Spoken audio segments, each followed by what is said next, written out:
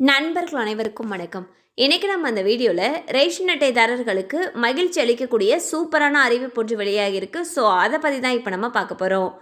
Ration கடைகள் மூலமாக அரிசி, பருப்பு, எண்ணெய் போன்ற பல்வேறு ரேஷன் பொருட்களை மலிவு விலையில் மக்கள் வாங்கி பயனடைந்து வருகிறார்கள். மேலும் அரசின் நிதி உதவியும் ரேஷன் கடைகள் மூலமாகவே வழங்கப்பட்டு வருகின்றது.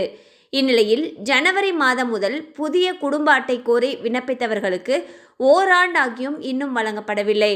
குடும்ப அட்டை மிக மிக அவசியமானது என்பது மட்டுமில்லாமல் அதுதான் அரசின் நலத்திட்ட உதவிகளை வழங்குவதற்கான அடிப்படை ஆவணமாகும். தற்பொழுது கூடிய விரைவில் விண்ணப்பித்த அனைவருக்கும் புதிய ரேஷன் அட்டை வழங்கப்படும் என்று அதிகாரிகள் தகவல்கள் தெரிவித்துள்ளனர்.